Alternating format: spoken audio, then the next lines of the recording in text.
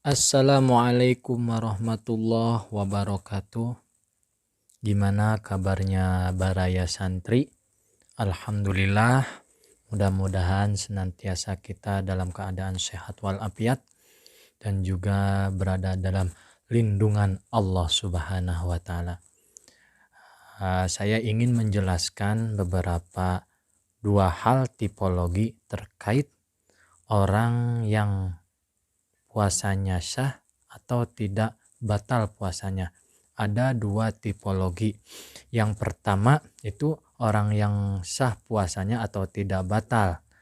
Nah, itu yang pertama. Dan yang kedua adalah orang sah puasanya akan tetapi tidak mendapatkan apa-apa, alias tidak mendapatkan pahala.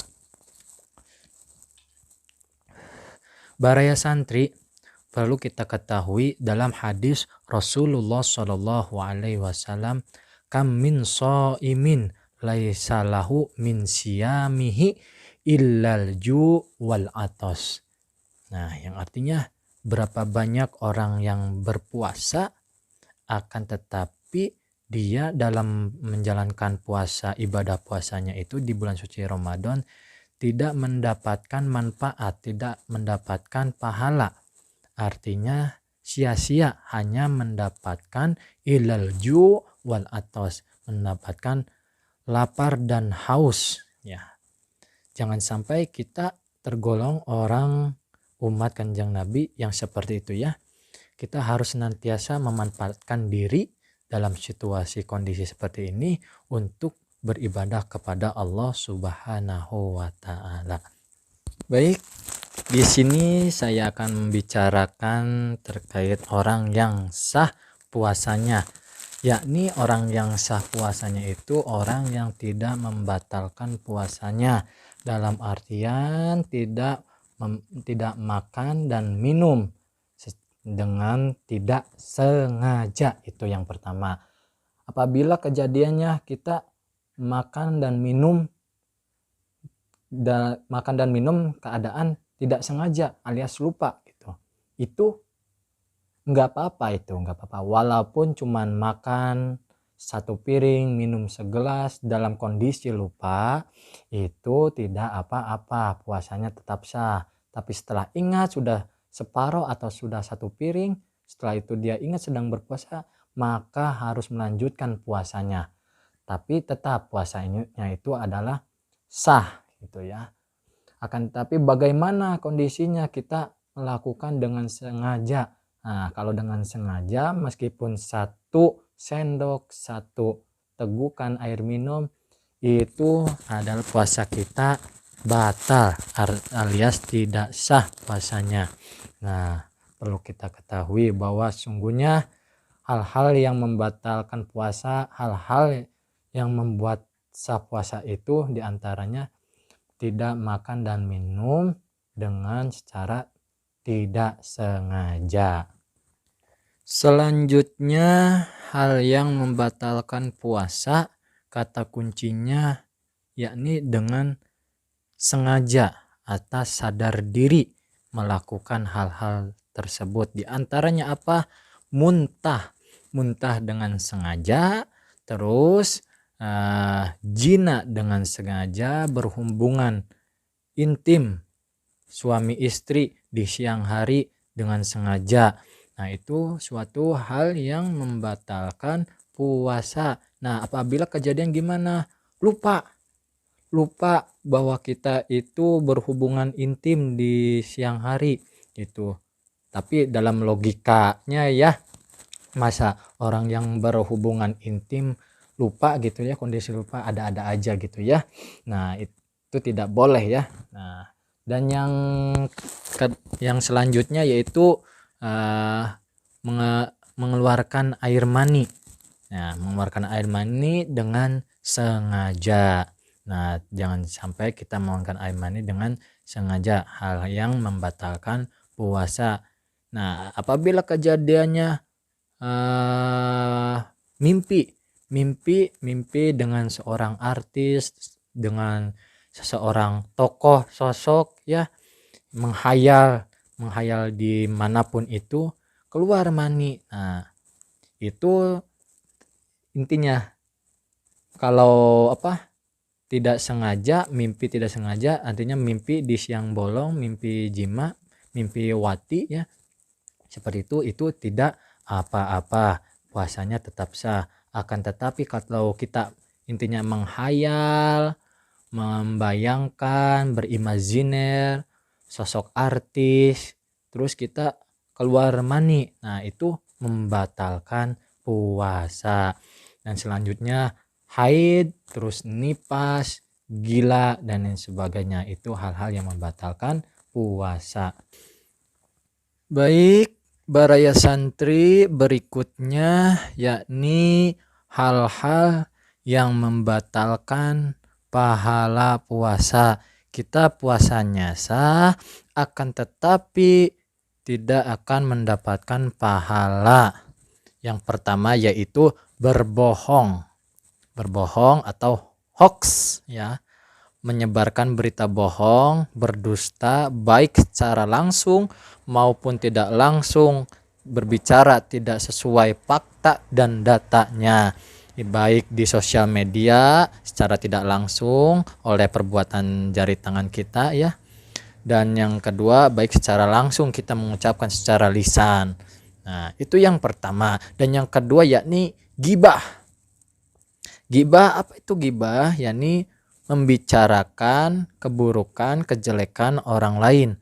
Ngomongin orang lain, ngomongin orang yang gaib yang tidak ada, ngomongin orang yang ketiga, ngomongin kejelekannya, keburukan. Nah, apabila yang kita omongin, orang yang kita omongin itu tahu dan itu yang diomongin itu tidak disukai oleh orang ketiga yang kita omongin, nah itu gibah.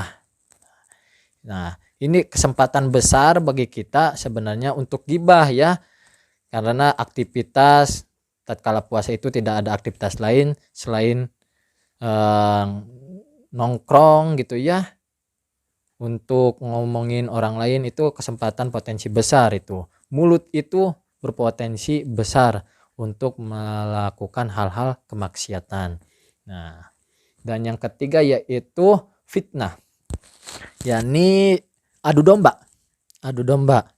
Jadi ngomong ke orang lain gini, ngomong ke orang yang satunya lagi gini, mengadu dombakan sehingga kedua orang itu berseteru, menjadi berantem, menjadi bermusuhan. Itu adalah fitnah atau adu domba.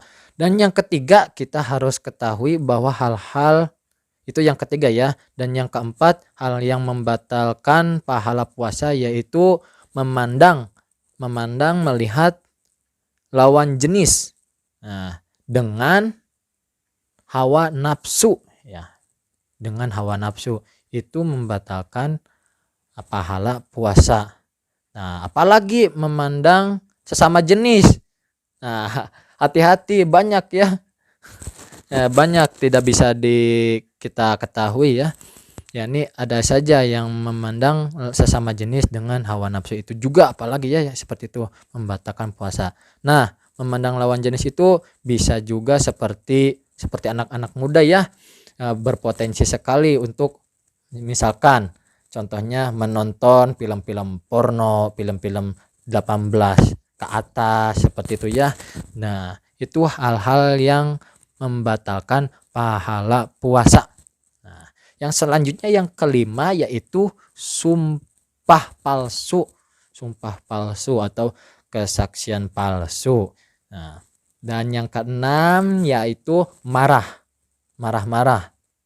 muring-muring, marah, yakni marah kepada siapapun itu, baik ke istri, teman, sahabat, orang lain. Ini jangan sampai kita itu dalam keadaan puasa itu marah ya. Nah, sebenarnya implikasi menahan marah atau tidak marah itu jangan sampai di bulan puasa saja ya. Biasakan di kehidupan sehari-hari untuk menahan marah, menahan amarah. Itu yang keenam. Dan yang terakhir yakni berbicara kotor, berbicara jorok. Jorok itu hal yang membatalkan pahala puasa. Jangan sampai kita banyak anak-anak, adik-adik sekarang bahasanya itu tidak terkontrol ya, hal-hal yang jorok yang tidak sesuai dengan kode etik berbicara terhadap sesama jenis, lawan jenis yang kepada yang atasan, yakni yang umurnya di atas kita, yang setara dengan umur kita, yang di bawah dengan kita, ngomongnya itu selalu joroknya. Ya, seperti itu 7 hal yang membatalkan pahala puasa. Nah, dari keseluruhan 7 hal yang membatalkan puasa, kita sebenarnya puasa itu intinya menahan apa ya? Menahan hati, pikiran, terus ucapan dan tindakan dari hal-hal yang buruk. Mata, telinga, mulut, pikiran, hati, kepada hal-hal yang menjurus kepada nafsu yang buruk, yang jelek. Itu harus kita menahannya, jangan sampai melakukannya. Karena apa? Kita seperti hadis yang kemarin ya, yang seperti dijelaskan, man soma ramadhana imanan wahtisaban ghufira lahu ma taqaddama min dambi. Nah, kalau ingat kepada hadis tersebut, kita insya Allah terjauhi dari hal-hal 7 hal tersebut. Lanjut kita kepada hal-hal yang makruh ketika kita melaksanakan puasa. Apa saja hal-hal yang makruh? Hal-hal yang tidak disukai, hal-hal yang tidak dicintai, akan tapi tidak batal puasanya, tapi tidak makruh. Nah, Imam Syafi'i, Maliki, Hambali, dan Hanafi, hal-hal yang makruh itu sebenarnya menyebut hal yang makruh itu, beliau ulama-ulama kita, 4 mazhab imam besar kita itu, hal-hal yang makruh itu tidak dilakukan. Nah, itu hal yang makruh itu sebenarnya harus tidak dilakukan, jangan sampai dilakukan itu sebenarnya. Tapi kita selaku manusia biasa, kita sering lupa hal-hal yang dimakruhkan oleh imam besar kita, keempat imam besar kita, terutama Imam Syafi'i ya. Apa saja? Yang pertama yakni hal yang makruh itu, kata kuncinya kita perlu ketahui, memasukkan sesuatu kepada 7 lubang ya, diantaranya yakni mulut ya, mulut. Yang kedua yaitu lubang hidung, dan yang ketiga 2 lubang telinga, dan selanjutnya dubur. Nah, yang selanjutnya lagi, yang terakhir adalah yang depan, kemaluan. Nah, itu apabila memasukkan sesuatu itu hal-hal yang dimakruhkan. Nah, diantaranya yang pertama mulut, kita menggosok gigi, atau ya seperti contohnya misalkan menggosok gigi, kita sebenarnya harus menggosok gigi itu sebelum imsak atau sesudah imsak juga nggak apa-apa ya.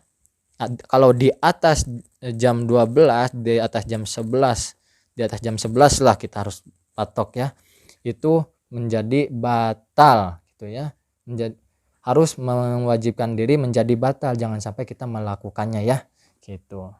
Nah, sebenarnya itu hal-hal yang makruh, tapi kita harus belajar mengintrospeksi diri. Hal-hal yang makruh ini berpotensi untuk menjadi batal puasa atau batal mendapatkan pahala puasa. Nah, kalau bisa seperti itu luar biasa.